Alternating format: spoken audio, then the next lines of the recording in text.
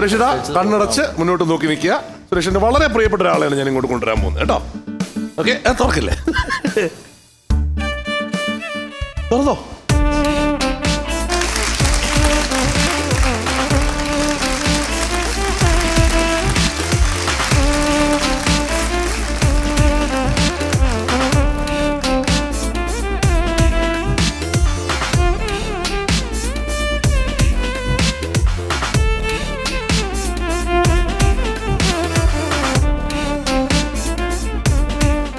துளியிலே ஆட வந்த மானத்து விளக்கே,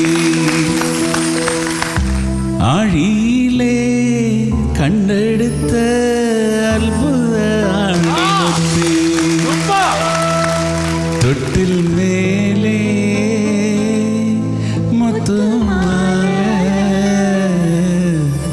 வண்ணப்பூவா விளையாட சின்ன தம்பி எசப்பாட. The superstar of the South. கண்டுபிடிச்சிட்டேன் விட மாட்டேன். அது பிடிச்சிட்டீங்க. காரணம் வந்து nobody will dare do that to you except me. That's the thing. I mean, ഇത് ഒരുപക്ഷെ ബാക്കിയുള്ളവർക്ക് പലർക്കും അറിയാത്തൊരു കാര്യം കൂടി പറയാം.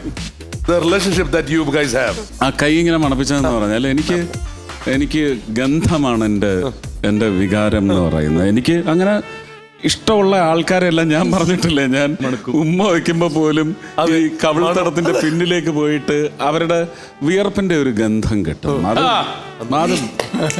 അത് ഭയങ്കരമാണ്. അങ്ങനെ ഉണ്ടാകുന്ന ബന്ധം എന്ന് പറയുന്നത് ഒരിക്കലും ഉടഞ്ഞും മുറിഞ്ഞും തകർന്നും ഒന്നും ഒരു ഗന്ധബന്ധം. ഈ കൃമികളെ പിടിച്ചിരുത്തിയുള്ള കുഴപ്പം ഇതാണ്. ഇത് സാർ കൃമി എന്ന് ഉദ്ദേശിച്ചത് റിമീനെ ആണെങ്കിൽ ഒരിക്കലല്ല. She's my darling. She's my darling. അപ്പൊ ഷീസ് മൈ ഡാർലിംഗ് എങ്കിൽ അപ്പൊ ഇതാരാണ്? അല്ല, എന്താണ് അത്? ഡാർലിംഗോ darling. Special darling. Special darling എന്ന് പറഞ്ഞാൽ your families are very close അല്ലേ? അവിടെയാണ് ഞാനില്ല. Radhika is more closer to me. Ipo enna my daughter and his daughter Bhavi, they both are very good friends. They both studying in London. Together. So they all are like chatting, making plans where to go, how to family go to the now. meeting. Yeah, it's More really than our cinema. family. ഇവിടെ വന്നു കഴിഞ്ഞാൽ വേറൊരിടത്ത് താമസിച്ചാൽ വഴക്കുണ്ടാവുന്ന இன்னைக்கு வந்து surprise ഉണ്ട്. That's why I didn't call.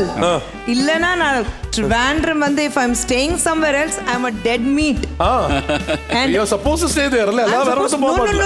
No. Phone வந்துரும். Radhika will call me. Radhika நீ வீட்டுக்கு வரையா வரலையா? Tell me that. I'm coming home. அடுத்த ஃபோன் எனக்கு. அடுத்த ஃபோன் இங்க இருந்து வரும். அவங்க இங்க வந்திருக்காங்க, ஹோட்டல்ல தங்கிட்டு இருக்காங்க. ரெண்டு போடு. And he will call. நாளைக்கு திரும்பி சென்னை போணுமா வேண்டாமா? உயிரோட திரும்பி போணுமா? അയ്യോ, പോ വീട്ടുക്ക്. അவ்வளவுதான். അതിപ്പോ എന്റെ മോനും ചെയ്യുന്നുണ്ട്. വീട്ടില് ആൾക്കാർ വന്നിട്ട് ആര് വന്നിട്ടും അതെന്റെ അച്ഛന്റെ സ്വഭാവമാണ്. ഭക്ഷണം കഴിക്കാതെ പോകാൻ പറ്റത്തില്ല. അത് ഗോകുൽ അതിന്റെ എൻഹാൻസ്ഡ് വേർഷൻ ആണ് ചെയ്യുന്നത്. ഡോറിൽ ചെന്നിട്ട് കഴിക്കാതെ പോകാൻ പറ്റില്ല. കുട്ടിക്കാലം മുതൽ ചെയ്യുന്നതാണ്. Yes. You know, Gokul and I share the same birth date. ആണോ?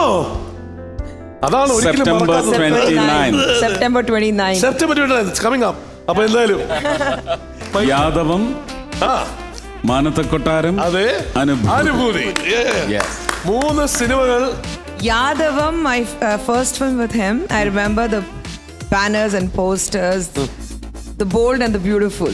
Yeah, that was ഒരു പച്ച ബനിയൻ നല്ല തുണിയിലിട്ടിട്ട് കറക്കി അടിക്കും. ഒരു ബ്രൗൺ പാന്റും പച്ച സ്ലീവ്ലെസ് ബനിയനും ഇട്ടിട്ട് നിൽക്കുന്നതായിരുന്നു അതിന്റെ പോസ്റ്റർ. അതാണ് നിന്റെ മനസ്സിൽ പതിഞ്ഞ.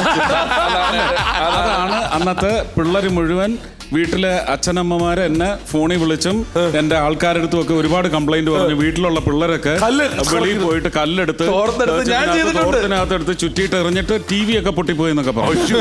When I was doing Yadavam, அப்பவே வந்து മലയാളം சுத்தமா புரியாது.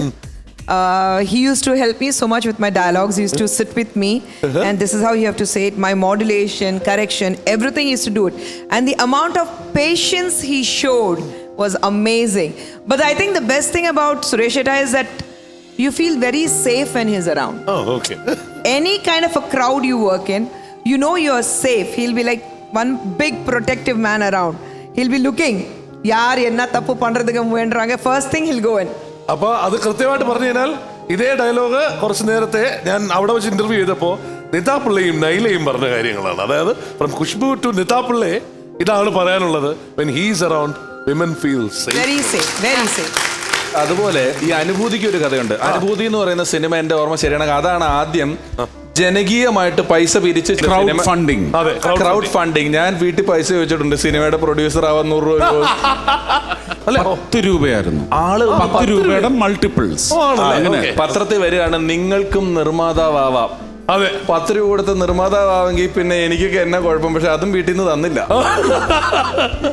ഒരു വാക്ക് ഞാനും കൂടെ പറയൂ, പറഞ്ഞു, please. കാരണം അത്രയും വലിയൊരു ഫാനാണ് ഞാൻ മാമിന്റെ. എന്നാ പിന്നെ വാ. അല്ല, വേണ്ട, അയ്യോ, വേണ്ട.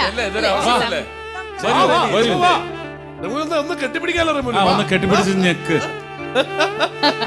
ചിന്നത്തമ്പിയൊക്കെ എന്റെ പൊന്നെ എത്ര പ്രാവശ്യം കണ്ടെന്ന് എനിക്ക് തന്നെ അറിയത്തില്ല. പറഞ്ഞില്ലേ? ആ മഞ്ഞ സാരിയിൽ ഇപ്പൊ ഒന്നും കൂടെ ഭംഗിയല്ലേ?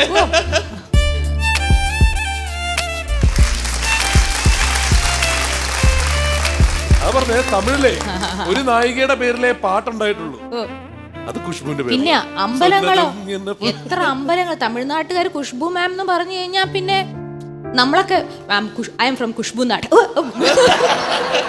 എന്ന് പറഞ്ഞു കഴിഞ്ഞാൽ നമുക്കൊക്കെ സ്പെഷ്യൽ പരിഗണന തരും. ഇനി എനിക്ക് അങ്ങനെ പറയാൻ പറ്റുമോ? ചെന്നൈയിൽ വരുമ്പം ഞാൻ ഖുഷ്ബു മാം ഫ്രണ്ട് എന്ന് പറയാൻ പറ്റുമോ? ഈ ഫോട്ടോ എടുത്ത് നമുക്ക് അയച്ചു കൊടുക്കാന്നേ, അവിടെ കാണിക്കാം. ആര് പോലീസ് പിടിച്ചവരെ കാണിക്കാനുള്ള സാധനമില്ലേ? അതൊന്നും പറയല്ലേ, അവള് ഖുശ്ബു മാം ഫ്രണ്ട് എന്ന് പറഞ്ഞ് കടം മേടിക്കും തമിഴ്നാട്ടുകാരുടെ. Ma'am you looking so beautiful. ഇപ്പൊ കുറച്ചുകൂടെ എന്തോ കുറച്ചുകൂടെ അന്നത്തെ സിനിമയിൽ കാണുന്നതിനേക്കാൾ വീണ്ടും ഇരട്ടി ഭംഗി വെച്ചു. അത്രേ ഉള്ളു പറയാൻ. ഞാൻ ഇവിടെ തന്നെ ഉണ്ടാവും. സൗന്ദര്യം ആസ്വദിച്ച് ദൂരെ മാറി നിന്ന ഒരു എളിയ ഭക്ത. പെട്ടെന്ന് ആ ദിവസത്തെ ഓർമ്മകളിലോട്ടൊക്കെ പോയില്ലേ? പിന്നെ ഞങ്ങളുടെ ആ 4 പേരുടെ അന്ന് ഇന്ദ്രൻ ചേട്ടൻ മാത്രമാണ് ഈ പറഞ്ഞ പോലെ ഭയങ്കര ബിസിയാണ്. ഇന്ദ്രൻ ചേട്ടനാണ് ഏറ്റവും ബിസി. ബാക്കി ഞങ്ങളുടെ 3 പേരുടെ ലൈഫിൽ ടേണിംഗ് പോയിന്റ് ഉണ്ടാക്കിയ 2 വ്യക്തികളാണ്.